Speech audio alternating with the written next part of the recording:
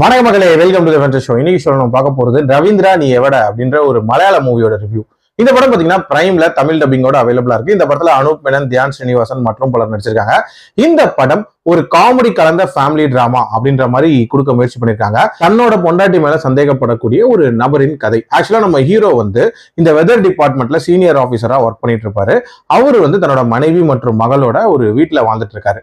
நல்ல பீஸ்ஃபுல்லா போயிட்டு இருக்க அவரோட லைஃப்ல திடீர்னு ஒரு சம்பவம் நடக்குது. அதாவது அவரோட பிளாட்டுக்கு இவர் இல்லாத போது ஒரு மர்ம நபர் வந்துட்டு போறாரு அப்படின்றத இவர் தெரிஞ்சுக்கிறாரு. தன்னோட மனைவி மேல சந்தேகப்படுறாரு. சோ அந்த நபர் யாரா இருக்கும், தன்னோட மனைவிக்கும் அவருக்கும் என்ன சம்பந்தம் அப்படின்ற மாதிரி நிறைய விஷயங்களை கண்டுபிடிக்கிறதுக்காக இவர் களமிறங்குறாரு.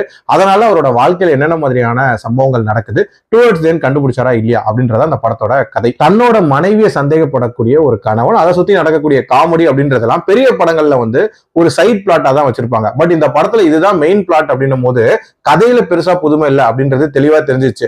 சோ இதை எடுத்த விதத்துல ஏதாவது இன்ட்ரெஸ்டிங்கா பண்ணிருக்காங்களா?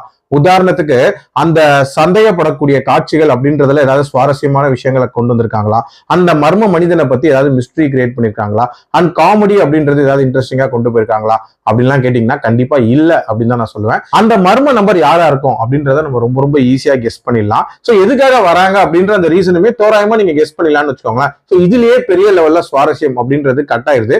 சோ இதுக்கப்புறம் அதுல கிரியேட் பண்ணக்கூடிய ஹியூமரா இருக்கட்டும், அவர் வாழ்க்கையில நடக்கக்கூடிய பிரச்சனைகளா இருக்கட்டும், பெருசா எந்த இம்பாக்டுமே கிரியேட் பண்ணல அப்படின்னே சொல்லலாம். ரொம்ப டல்லா நகரக்கூடிய ஒரு கதை தான். ஒரு குவிக் டியூரேஷன்ல முடியக்கூடிய ஒரு கதையா இருந்தாலும் எப்படா முடியும் அப்படின்ற மாதிரியான ஒரு ஃபீல் தான் கொடுத்துச்சு. ஓவரால் என்ன பொறுத்த வரைக்கும் ஒரு பிலோ ஆவரேஜான படம். என்ன பொறுத்த வரைக்கும் நான் ஸ்கிப் அப்படின்னு தான் சொல்லுவேன். என்னோட ரேட்டிங் இந்த படத்துக்கு 2.25 out of 5.